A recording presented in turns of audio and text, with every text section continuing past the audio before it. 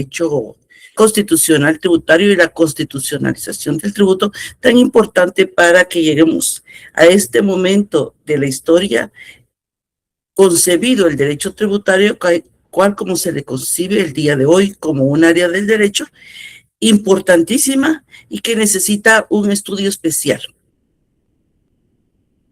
Dentro de todo lo que ha sucedido con el derecho tributario y las nuevas formas que se han encontrado de poder obtener los recursos suficientes para el Estado, también se creó una variable del derecho tributario que es el derecho penal tributario. O sea, el derecho tributario anteriormente era eminentemente administrativo. Después que terminaba la fase administrativa, estaba el contencioso administrativo y el económico coactivo. Pero se dieron cuenta las autoridades que no había suficiente coerción por parte del Estado para el cobro de los tributos y decidieron, a mi criterio, criminalizar el adeudo tributario, creando la figura del derecho penal tributario, lo que es lo mismo. Tipificaron algunas acciones de los contribuyentes que podían ser catalogados como delitos y crearon en el Código Penal 5 figuras fueron penales tributarias. Los artículos 358 A, B, C y D y el 271 del Código Tributario contienen esos delitos de defraudación tributaria y de evasión aduanera, también defraudación mediante informaciones contables. Se crearon esas figuras y ahí se criminalizó mucho de lo que es el derecho tributario. Con relación al derecho penal tributario, dice el maestro Valdés Costa que si bien, dice, reconocemos que el derecho tributario contiene necesariamente penas, sostenemos que a estas deben aplicársele los principios del derecho punitivo en general, o sea, del derecho penal en general. Y según el maestro Valdés Costa, fíjense, jóvenes, que creo que alguien está queriendo ingresar, pero no los, aquí están, no los lograba ver. Él reconoce entonces que pues el derecho penal es un derecho que todos sabemos que es un área del derecho que es eminentemente punitiva, y por eso, porque querían recaudar más, decidieron que también parte del derecho tributario se iba a convertir en derecho penal tributario. Y a esta parte del derecho tributario se le aplican los principios del derecho penal en general. Licenciada, disculpe que le interrumpa. Buenas tardes. Fíjese que algunos compañeros están diciendo que si los puede aceptar. Fíjese que he admitido ya varios, pero me imagino que faltan más todavía. ¿Ya no? Ahorita voy a preguntar. Yo sí oigo que tocan y trato de ver. Ahorita hay una persona esperando nada más. En este momento hay 2.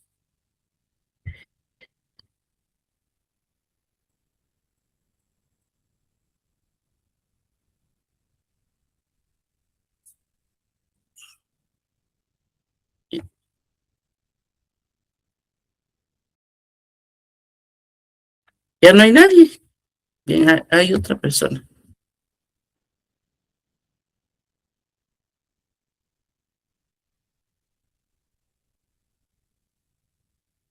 Bueno. Gracias, me avisa si hay otro, por favor. También dice el maestro Valdés Costa, que cuya principal manifestación son los tradicionales códigos penales y no los principios del derecho tributario material. Y en esta parte es necesario que nosotros analicemos que es cierto, cuando se crean las figuras penales tributarias en los artículos 358 A, B, C y D del Código Penal, nuestro actual Código Penal, lo que era considerado solamente derecho tributario se convirtió ya en derecho penal tributario. Por lo cual, los adeudos tributarios en los que se cometían ciertas acciones que están tipificados en el Código Penal ya se convirtieron en delitos y por lo tanto El proceso que se llevó a cabo no era el proceso económico coactivo, el contencioso administrativo tampoco, sino que ya fue puramente el proceso penal que nosotros conocemos dentro del Código Procesal Penal. Se aplica entonces el proceso penal al completo. Con base en esta situación, años después, la Corte Suprema de Justicia creó un único, porque hasta este momento es el único juzgado penal tributario. Al momento nosotros tenemos un único juzgado penal tributario que tiene su propia sala penal tributaria, que ha estado funcionando en el Ministerio de Finanzas Públicas, pero últimamente se pasó a otra dirección en la zona 9. Con base en esa necesidad que había, y que en el año 2012, en la ley actual del impuesto sobre la renta, se incluyó la necesaria creación de un juzgado penal tributario, se creó ese juzgado penal tributario. Con relación a esto, la Corte de Constitucionalidad, en el expediente 550-2026, ha dicho lo siguiente. Según la Corte de Constitucionalidad, el tratadista Alejandro Nieto, en su obra denominada Derecho Administrativo Sancionador, que aquí ya vamos al tema de las sanciones que también afectan el cumplimiento de las obligaciones tributarias. Dice el maestro que, con relación precisamente a esa parte sancionadora, exponer que la garantía de la presunción de inocencia, porque ahí también se tiene que aplicar la presunción de inocencia, al igual que en la vía administrativa. La vía administrativa es la que se sigue dentro de la Superintendencia de Administración Tributaria. Dice que conforma dos aspectos. Uno, la necesaria tramitación de una fase probatoria, o sea, que se tiene que probar. ¿Quién tiene que probar que existe un delito penal tributario? El Ministerio Público con el auxilio de la Superintendencia de Administración Tributaria. Y segundo, que la culpabilidad del indiciado, o sea, del contribuyente, haya sido legalmente declarada. ¿Qué significa esto? Que hasta que no se sigue un proceso penal tributario en los órganos penales, el único órgano penal tributario que existe, pues la persona sigue siendo inocente. Tales elementos requieren, sin duda, dice, de la previa tramitación del procedimiento administrativo correspondiente. ¿Qué significa esto, jóvenes? Significa que la SAT empieza a hacer la revisión de un contribuyente. Como está haciendo la revisión del contribuyente, le solicita al contribuyente la información que necesita naturalmente. Le hace un requerimiento de información. El contribuyente. ¿Alguien levantó la mano, perdón? Sí, fui yo, Elida. Fíjese que hay una compañera que dice que no puede entrar. Pero fíjese que aquí no tengo a nadie pendiente. Yo le dije que ya que se metiera a la clase. Esperando, dice, vamos a ver. Permítame. Fíjese que aquí no me aparece. Pablo Flores, me parece que está esperando. No sé si ya entró, me parece que ya entró. Fíjese, Soy, que no me aparece nadie más. En este momento hay 77 compañeros en la clase. Entonces le voy a decir que se vuelva a unir ahorita porque sí dice que desde las 9:30 está intentando ingresar y que no la acepta. No sé si tal vez es el mismo link que está. No, Pablo Flores es el que está. No, tal vez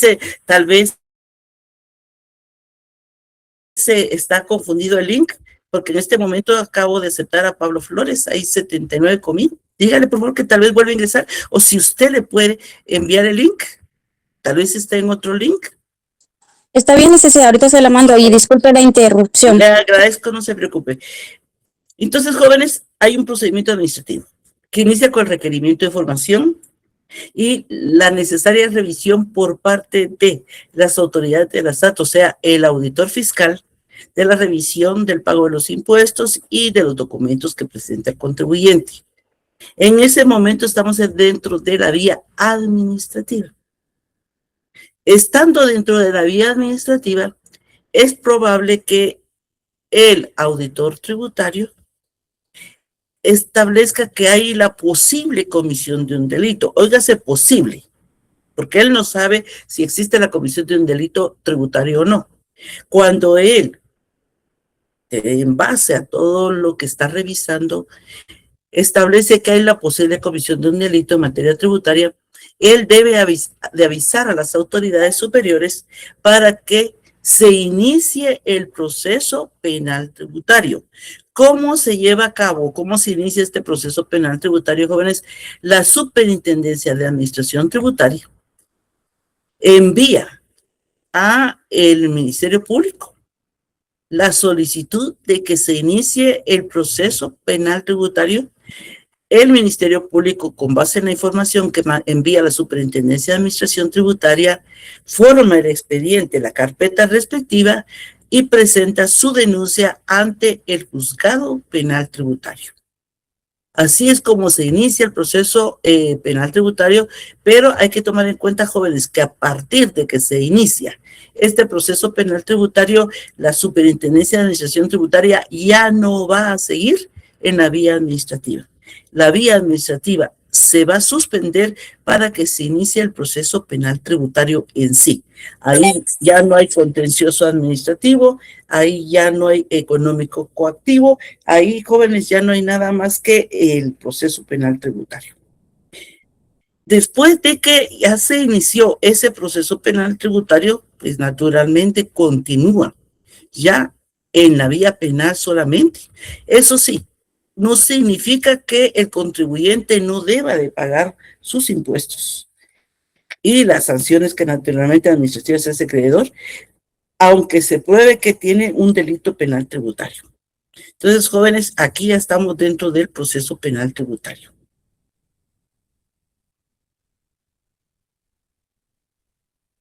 El expediente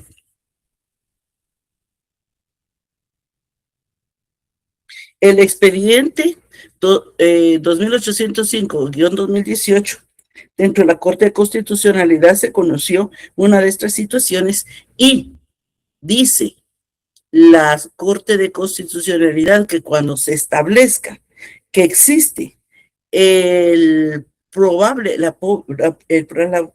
comisión de un delito tributario, la Superintendencia de Administración Tributaria se debe abstener. Ya no debe de seguir conociendo el procedimiento administrativo, sino que se va definitivamente a la vía penal. O sea, ya la Superintendencia de Administración Tributaria actúa como un querellante, como dentro del procedimiento administrativo tributario. Ya no actúa por sí misma, sino que es el Ministerio Público el que tiene que actuar. Veamos nosotros entonces que la Corte de Constitucionalidad ha avalado que cuando existan la presunta, dice muy bien, comisión de delito de defraudación tributaria o caso especial de defraudación tributaria, nosotros pues ya la SAT ya no puede seguir conociendo, sino que ya es el Ministerio Público el que lo debe hacer.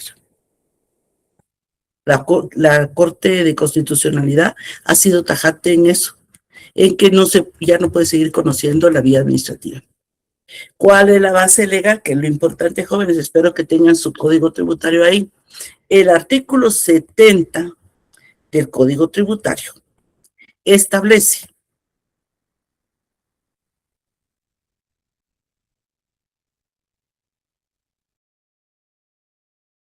que cuando se cometan delitos, dice, tipificados como tales en la ley penal, relacionados con la materia tributaria, el conocimiento de los mismos corresponde a los tribunales competentes del ramo penal.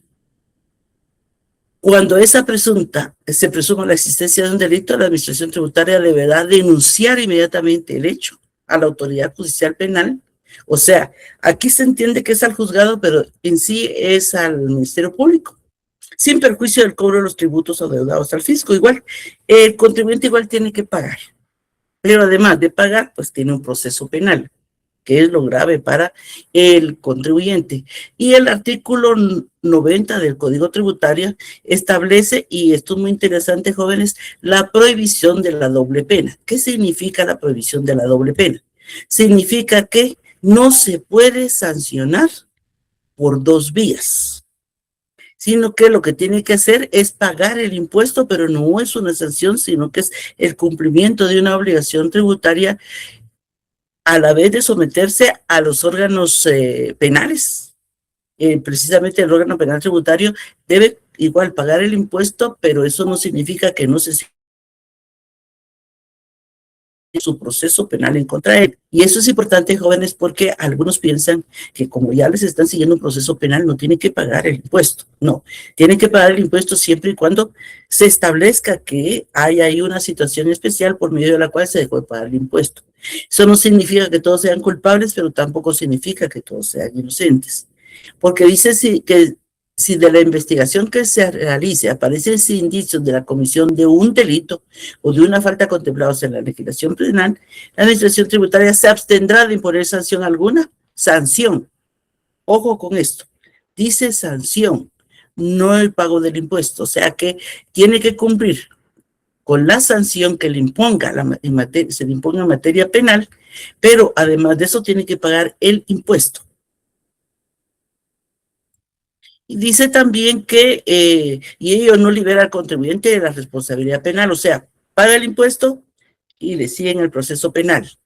Lo que ya no continúa, jóvenes, es el administrativo, o sea, la SAT ya queda ahí al margen solamente como un querellante.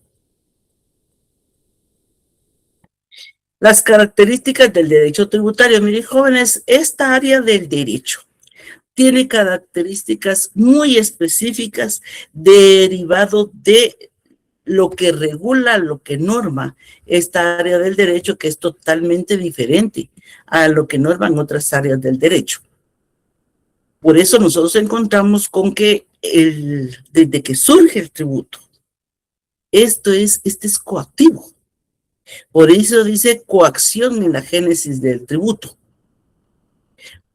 Porque desde que surge ya es obligatorio.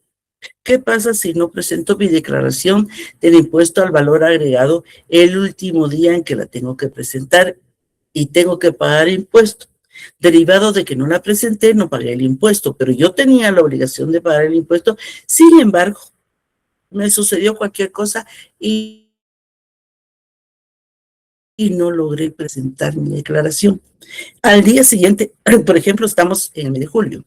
El 31 de julio es el último día para presentar la declaración del IVA. Pero por X o Y circunstancia, muchas personas, y esto es puro de guatemaltecos, a última hora se están haciendo las cosas. ¿Qué sucede si se quiere pagar el impuesto y son las 10 de la noche vía electrónica, o sea, por medio de Bancasal? Se quiere pagar el impuesto, pero son las 10 de la noche. Entonces, el sistema bancario no acepta esa transacción a esa hora. Ya no le reciben el pago del impuesto. Y usted tenía que pagar 10,000 quetzales de impuesto al valor agregado. Pero porque no tenía el dinero, por dejarlo todo a última hora, porque no tuvo tiempo, por una infinidad de circunstancias, usted viene y ya no lo logra. El banco no se lo recibe. Pues usted puede ser que a las 7 de la mañana del otro día quiera hacer su pago y ya va a tener la multa del 50% del total del impuesto omitido.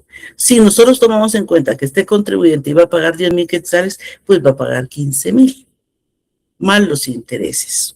¿Por qué? Porque es un impuesto que tiene como sanción el 100% del impuesto omitido, cuando voluntariamente se dejan el 50%, y por eso se denomina coacción en la génesis del tributo, porque cuando crean la ley del impuesto al valor agregado ya estaba ahí la coacción, que usted tiene que pagar su impuesto al valor agregado y lo tiene que pagar en el tiempo establecido en la ley. O sea, no lo puede hacer después. ¿Qué sucede cuando hay un conflicto entre una ley tributaria y otro tipo de leyes? Porque recordémonos que estamos en un mundo en el que muchas veces hay un conflicto entre una ley y la otra ley, penal y con civil. Hay muchas veces en que nosotros nos podemos encontrar con que hay un conflicto de leyes. Cuando nosotros nos encontramos en que existe un conflicto de ley entre la ley tributaria y otro tipo de ley, la que se debe aplicar es las normas del derecho tributario. No otro tipo de normas, sino que las normas del derecho tributario. ¿Por qué? Porque en esta área del derecho lo importante es la especialidad. Y la especialidad en materia tributaria son las normas relacionadas a la materia tributaria. O sea que si ustedes en algún momento de su carrera tienen un problema entre qué norma se debe aplicar, o les preguntan, mire, ¿qué norma debo aplicar aquí? Por ejemplo, en el impuesto del timbre de papel sellado y papel especial para protocolos y el código de notariado, va a ser la ley tributaria. Va a ser la ley del impuesto del timbre de papel sellado especial para protocolos. No va a ser otra, sino que va a ser esa. ¿Por qué? Porque se aplica el principio de especialidad, pero a la vez la coacción en la génesis del tributo. Otra característica es la coacción normada. La coacción normada significa que la misma ley ya viene en forma coactiva, sino que no solo hay una coerción, sino que es coactiva la ley. Desde el momento en que se crea esta ley es eminentemente coactiva. Por ejemplo, el artículo 69 del Código Tributario establece que toda acción o omisión que implique violación de normas tributarias de índole sustancial o formal, o sea, no presento la declaración o no pago el impuesto, igual, hay un cumplimiento que no se llevó a cabo. Constituye infracción, dice que sancionará a la administración tributaria en tanto no constituya delito o faltas sancionadas conforme a la legislación penal. Significa esto, jóvenes, entonces, que como coacción normada que es, le dice, bueno, si no es una sanción administrativa, si no le aplica una multa, le aplica un delito. Si no le aplica un delito, le aplica una multa. Naturalmente que nosotros en este país gozamos de la presunción de inocencia y del debido proceso, por lo tanto se tiene que probar. Todo esto se tiene que probar. Pero eso no significa que no exista ya ahí la coacción, que no le dé salida más que si usted prueba que no había infracción, o sea, no cometió ninguna infracción. Porque muchas veces, ese es otro tema muy importante, jóvenes, pensamos que son errores. En Guatemala no existe tipificado en ninguna ley el error tributario. Ha habido a nivel mundial una corriente que aboga porque se cree la figura del error tributario. ¿Qué significa la figura del error tributario? Pues los seres humanos que somos. Y además muchas veces la tecnología no nos funciona, la tecnología nos traiciona, se puede tipificar que no había intención de cometer una falta ni de cometer un delito, sino que era un simple error humano. En Guatemala no se acepta el error. O es una falta o es un delito, siempre y cuando haya una violación a una norma tributaria. Se tiene que probar que no existió la violación, pero mientras exista esa violación a la norma tributaria, pues nos quedamos con que puede ser una falta, o sea, una infracción a la que corresponde una sanción, o puede ser un delito, que es lo peor que nos puede pasar, porque ya nos vamos al campo puramente penal en el que vamos a enfrentarnos al Ministerio Público, al Ministerio, a la Superintendencia de Administración Tributaria dentro de un proceso eminentemente penal tributario. La otra característica muy propia de esta área del derecho, jóvenes, es la tipicidad del hecho imponible. Esta tipicidad del hecho imponible significa que para que un acto, un hecho, una acción constituya hecho imponible tiene que estar previamente tipificado en la ley tributaria. Si no está tipificado en la ley tributaria, pues no le pueden cobrar el impuesto. Pero si está tipificado en la ley tributaria, le tienen que cobrar el impuesto. Eso es lo importante. Porque las actos se puede crear arbitrariamente, mire, esto es un hecho generador del impuesto al valor agregado y por lo tanto tiene que pagar el IVA. Pero si ustedes miran la ley y no está ahí, ese acto, hecho, acción que ustedes llevaron a cabo como hecho generador del impuesto al valor agregado, no tienen que pagar el IVA. Ahora, si está tipificado dentro de la ley, ustedes tienen que pagar el IVA. Un ejemplo que podría en algún momento pensarse que no es hecho generador de la ley del impuesto al valor agregado, es los retiros de los bienes muebles efectuados por un contribuyente, su propietario, socios, directores o empleados de una empresa. Por ejemplo, jóvenes, esta es una fábrica de zapatos y es una empresa individual. El dueño, que es el mismo dueño de la empresa, decide llevarse un par de zapatos para su uso de su propia fábrica. Esto es hecho generador del impuesto al valor agregado, por lo tanto tiene que pagar el impuesto al valor agregado. Que él dice, pero es que si yo soy el dueño, ¿cómo va a ser que usted me obligue a pagarme y a cobrarme a mí mismo? Sí, la ley del impuesto al valor agregado establece que aunque sea el propietario el que en determinado momento va a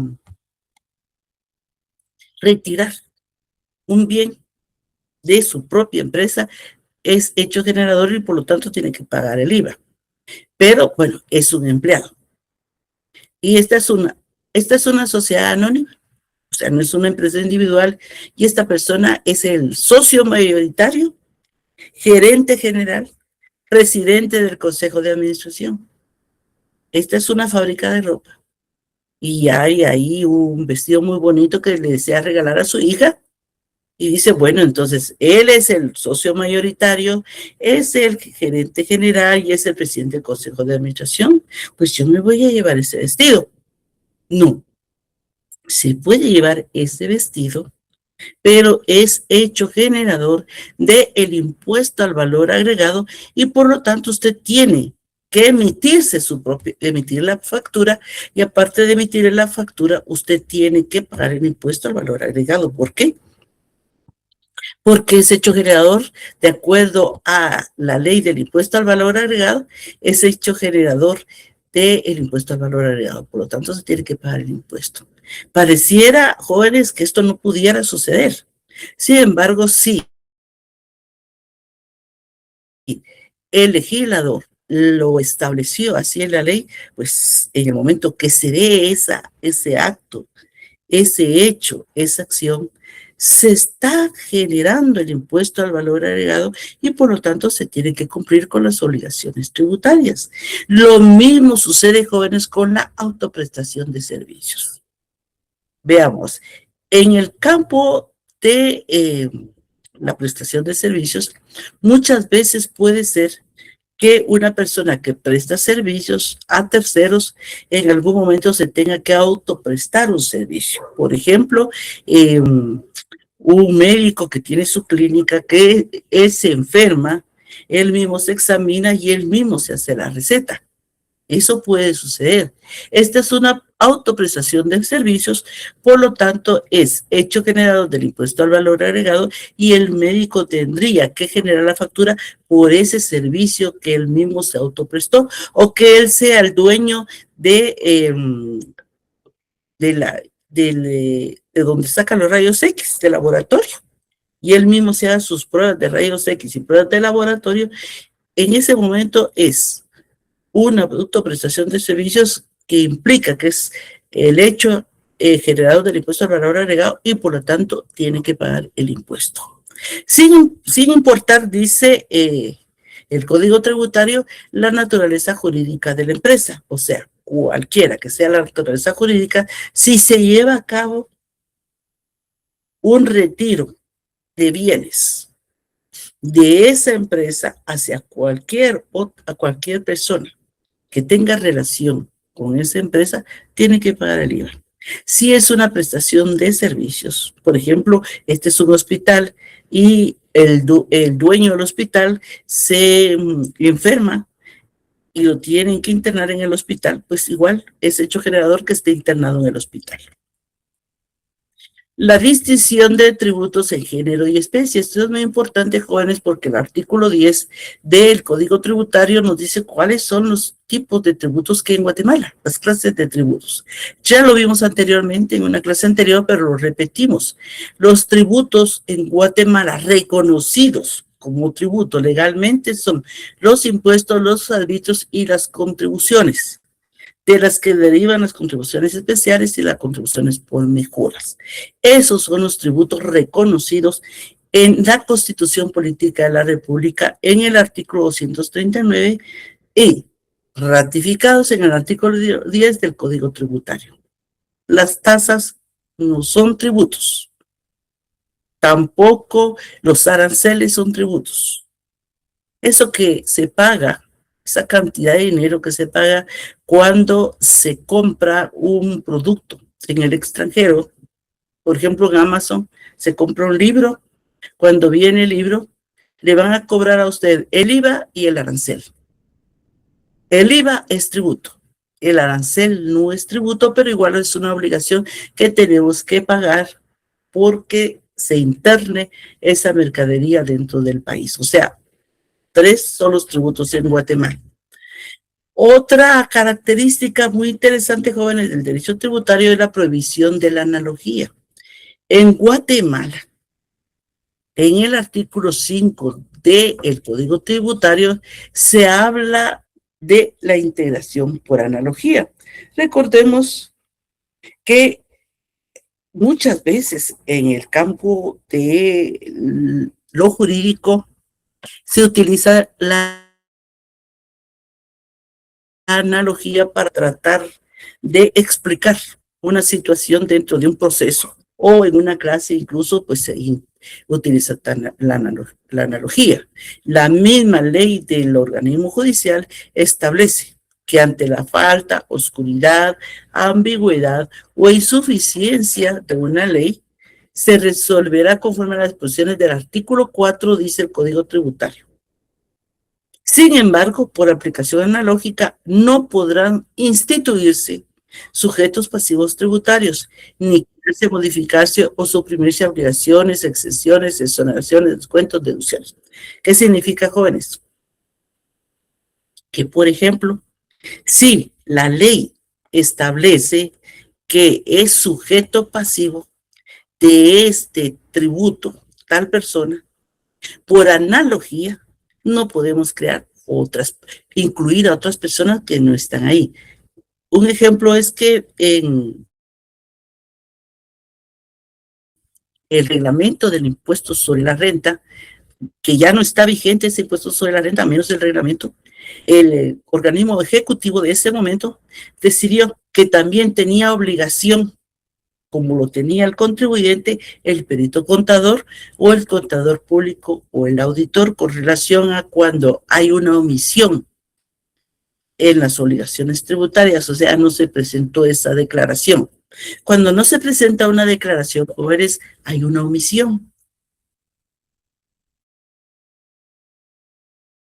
Y la omisión solo la puede cumplir el contribuyente. Sin embargo, cuando redactan el reglamento, incluyen en el reglamento, no en la ley, incluyen que también el perito contador o el contador público de auditor. Este reglamento emitido por el Ejecutivo terminó en la Corte de Constitucionalidad porque por analogía se estaba creando otro contribuyente de la misma obligación, o sea, no cumplió el contribuyente. Entonces vamos a buscar al perito contador o vamos a buscar al contador público de auditor, los de la SAT, para que él nos cumpla con la obligación que no cumplió el contribuyente específico que era el que había llevado a cabo el hecho generador. Entonces, en el campo tributario, jóvenes, está prohibida la analogía. O sea, no se pueden crear figuras que no están específicamente contempladas en la ley. Otra característica del derecho tributario, que esta sí es característica en la mayoría de las áreas del derecho, es la irretroactividad. Sin embargo, jóvenes, la misma Constitución Política de la República,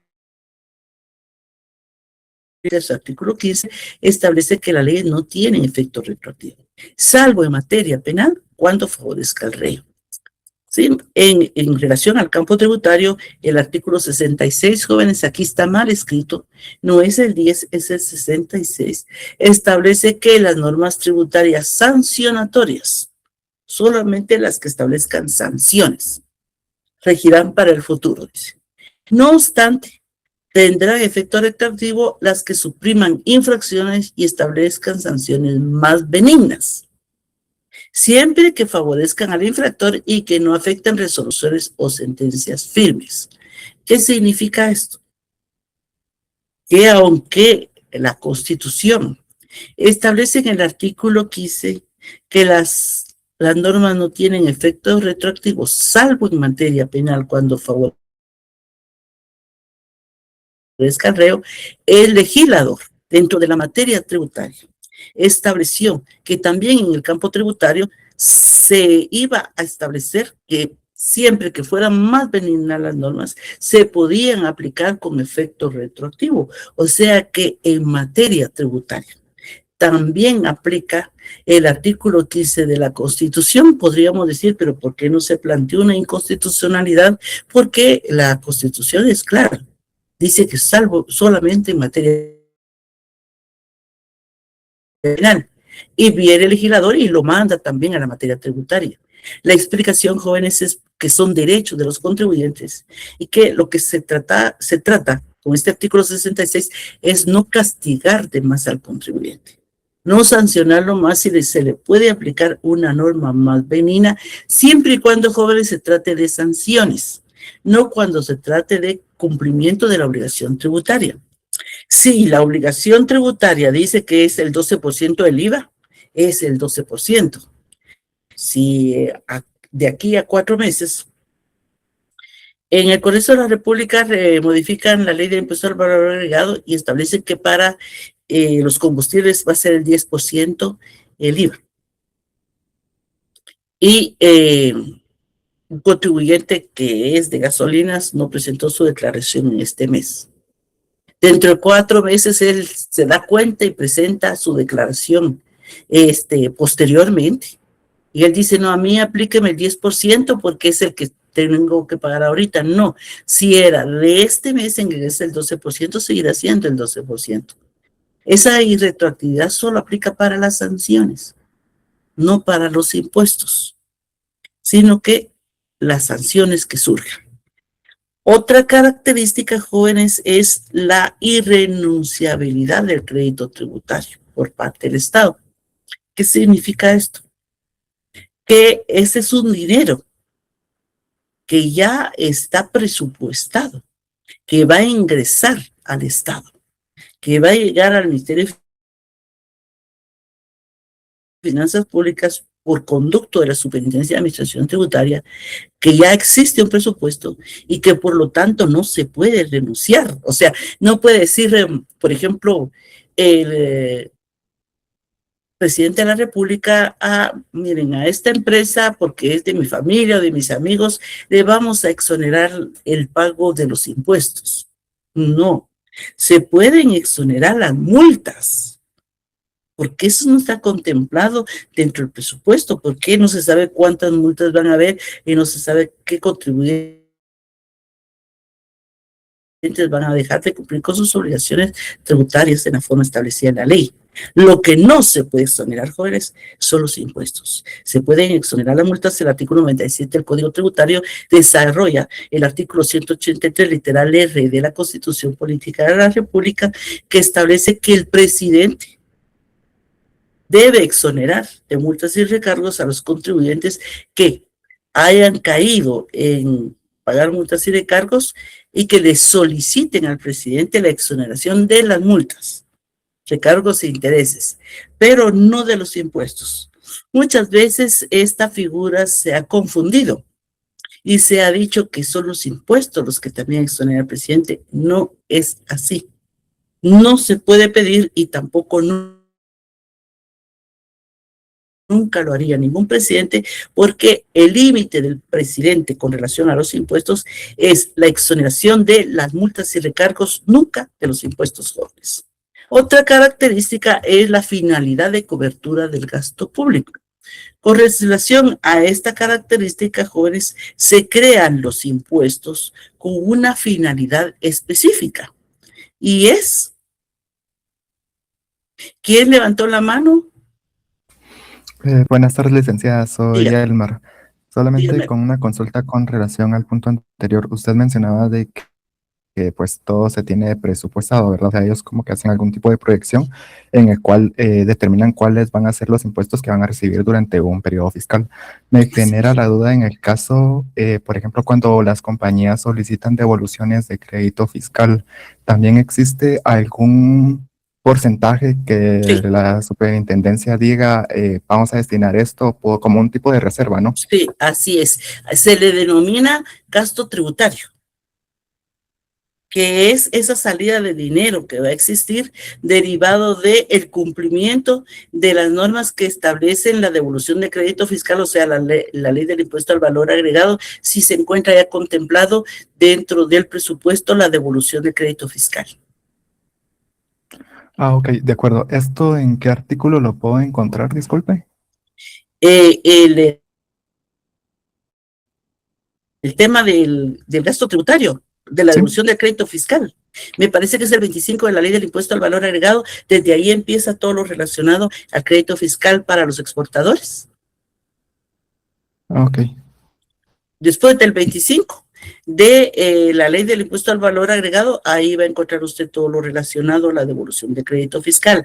Ahora, con relación a cómo se va a efectuar esta devolución de crédito fiscal, la SAT dentro de su plataforma tiene información sobre las devoluciones de crédito fiscal que lleva a cabo cada año. Ahí va a encontrar usted toda la información relacionada con, por ejemplo, las devoluciones que se llevaron a cabo el año pasado. De acuerdo. Muchas gracias, licenciado. Para servir. Otra característica, jóvenes, es la capacidad contributiva.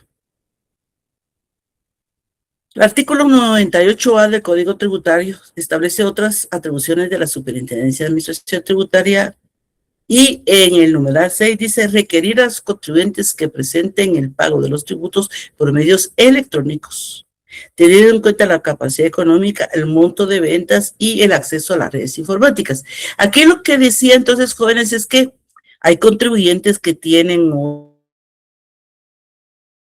otros medios para presentar sus declaraciones y hay contribuyentes que no, ¿verdad? Aunque hoy vemos nosotros, incluso en los mercados cantonales, que las personas están bastante tecnológicas, pero el artículo 98 estableció que los contribuyentes que tengan más capacidad contributiva podían presentar el pago de los tributos por medios electrónicos y a los otros los dejaban que lo pudieran hacer yendo al banco y llenando sus declaraciones en otra forma.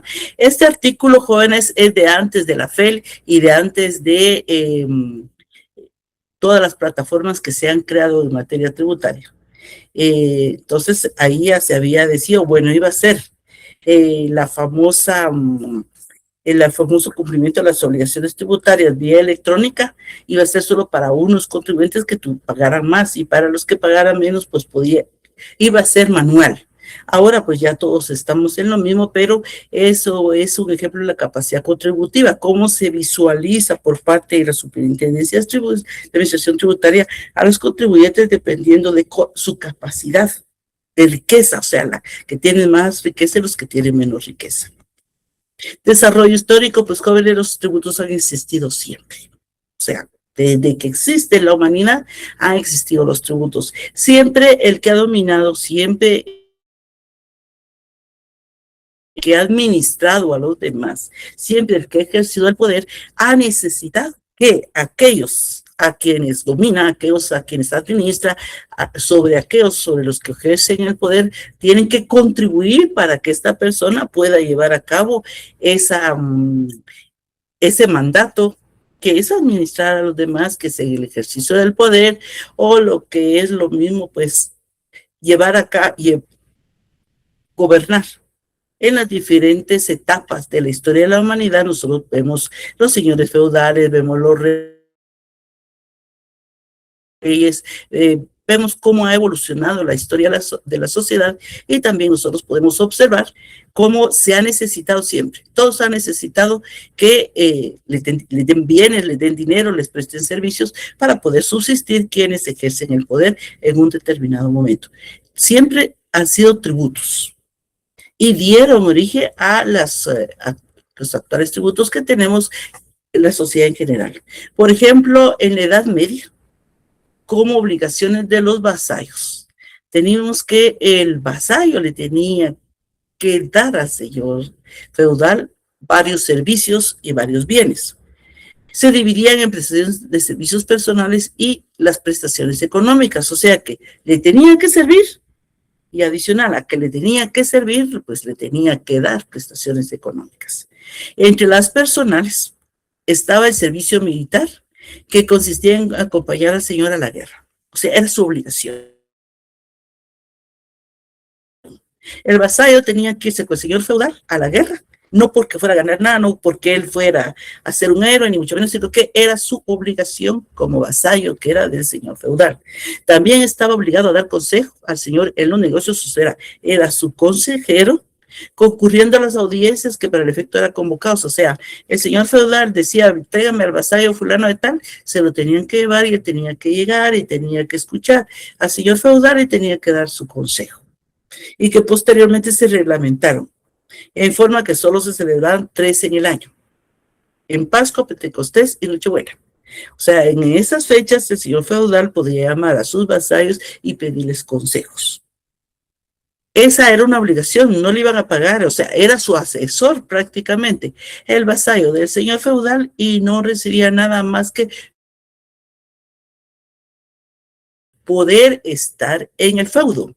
Porque recordemos que en la Edad Media la tierra se dividía en feudos. Estaba el rey, pero el rey tenía sus señores feudales y los señores feudales tenían sus feudos, y dentro de sus feudos estaban los vasallos que tenían que pagar de alguna forma su existencia en ese lugar, y era por medio de servicios como estos mencionados y también por medio de prestaciones económicas que estaban como las ayudas en dinero. O sea, el vasallo le tenía que entregar al señor feudal ayudas en dinero si el señor feudal se lo requería. Había 4 casos especiales en los que el vasallo debía ayudar económicamente a su señor, o sea, al señor feudal. Pagar el rescate del señor cuando caía prisionero en una guerra, porque como se mantenían en guerras constantemente, si no era una guerra por acá, era una guerra por allá, entonces el señor feudal, que era el que dirigía la guerra, podía caer prisionero. Por lo tanto, el vasallo tenía que estar preparado para poder pagar el rescate para su señor feudal. Tenía que tener también el vasallo para equipar cuando iba para las cruzadas el señor feudal, cuando se casaba la hija del señor feudal y cuando armaba caballero a su hijo. Esos tributos, porque era un tributo lo que se le daba al señor feudal. Y esos son antecedentes de los tributos que pagamos hoy. Eran altamente arbitrarios, jóvenes, porque el señor feudal decidía que necesita tanto porque se casaba su hija, y los vasallos tenían que ver cómo ellos hacían para cumplirle a su señor. También cuando había cambio de vasallo por muerte, debía pagarse al señor un rescate o indemnización, que en el norte de Francia era de 1 año de renta. O sea, era realmente, nosotros pues hemos leído hemos escuchado historias de esa época y realmente era terrible para los vasallos los tributos que tenían que pagar. Y para los vasallos era terrible, no digamos para los que estaban abajo de los vasallos, que los vasallos todavía eran reconocidos, más reconocidos que los demás. Recordemos la esclavitud que existía y todo ese tipo de tributos que se pagaba. Pero así era como estaba conformada la sociedad en esa época. Abajo de los señores feudales estaban los siervos, y los siervos también tenían sus obligaciones. Prestar prestaciones de servicios personales y de carácter económico. Entre las de carácter económico que pagaban los siervos era la capitación. Este era un censo que se pagaba por cabeza una vez al año. Es algo así como hoy el impuesto sobre la renta, que la ley del impuesto sobre la renta establece que es por un año, pero está fraccionado en 4 trimestres. O los que estamos en el régimen especial, pues pagamos mensualmente. Sin embargo, como está estructurado el impuesto sobre la renta, es por año. Entonces, este es un antecedente. La capitación, que era el censo que pagaba por cabeza una vez al año, es un antecedente del impuesto sobre la renta de hoy. El formallar o servidumbre matrimonial, que era cuando se casaba una sierva, un servio, con una persona de otro feudo, tenían que pagar para el permiso de su matrimonio al señor feudal. Eso era para los siervos, no para los vasallos. La cantidad era muy elevada y muchas veces pues no se cumplía, no se podían casar porque no tenían la autorización para casarse, porque no tenían dinero para pagar. O sea que vemos nosotros como siguen existiendo tasas, siguen existiendo impuestos que ya no son de la forma en que eran, pero en la forma, en todo lo que es la Edad Media, que fue tan oscura en todos los aspectos, pues en el campo tributario fue también muy oscura. Y por último, la mano muerta, que consistía en el derecho del señor para apoderarse de la herencia de sus siervos cuando no tenían hijos. O sea, aunque estuvieran casados, si el siervo moría, todo lo que el siervo dejaba, aunque sea lo más pobre que dejaba, era del señor feudal porque no había tenido hijos y por lo tanto el heredero legal en esa época era el señor feudal. También tenemos las obligaciones para con el feudo, el censo, el pecho o talla y las tasas de rescate. El censo, ¿qué era? Era una renta en metálico que todos los aldeanos tenían que pagar en proporción a su predio o parcela. Esto es el antecedente muy remoto del YUSI, muy remoto, y desde ahí se ha venido pagando por la posesión o la propiedad de la tierra. Desde esta época, jóvenes, y se sigue pagando, porque se tenía que pagar, el que tenía más tierra pagaba más, el que tenía menos tierra pagaba menos, pero igual tenía que pagar por la posesión de la tierra. El pecho talla, que era una carga impuesta una o varias veces al año a cada familia, por familia. Mientras más grande era la familia, más pagaba, mientras menor era la familia, pagaba menos.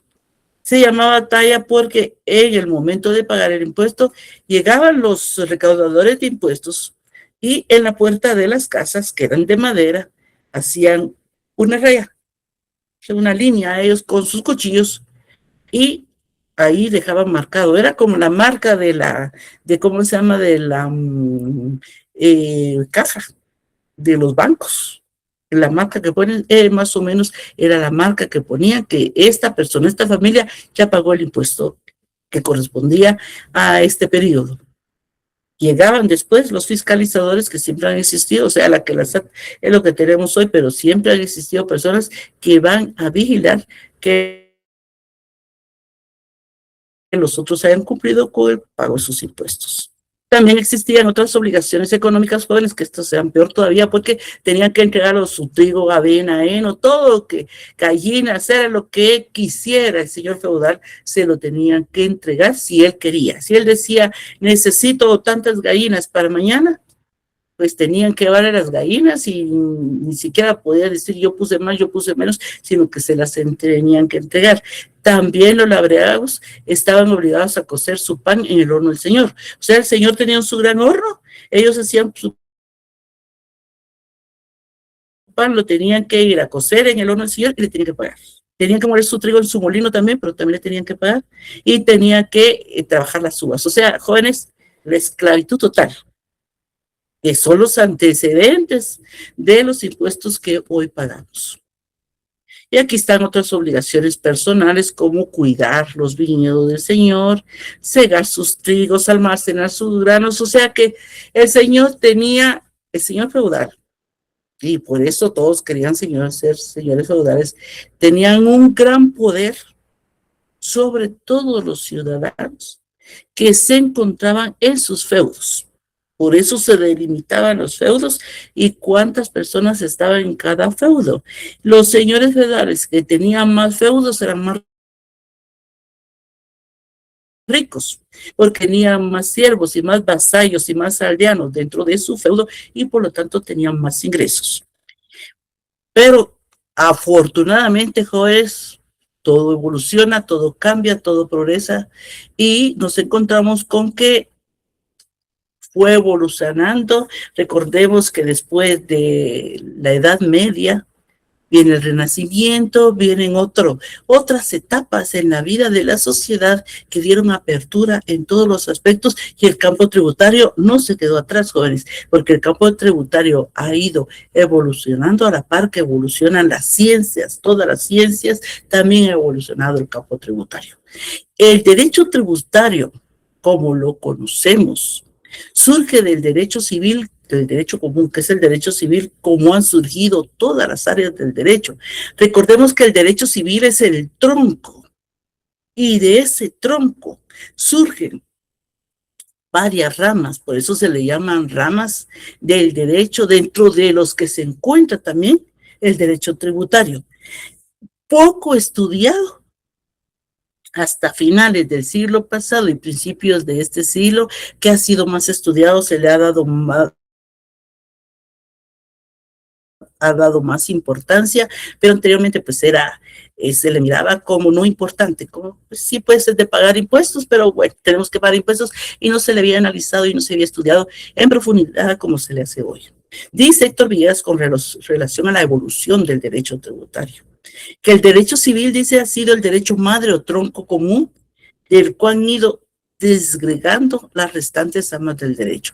Eso lo hemos analizado todos, jóvenes, desde que ustedes empiezan a estudiar en el segundo año, ya ustedes empiezan a oír sobre el derecho civil, tienen 4 cursos de derecho civil y 2 de procesal civil, de la importancia del derecho civil, porque de ahí surgen todas las demás áreas del derecho.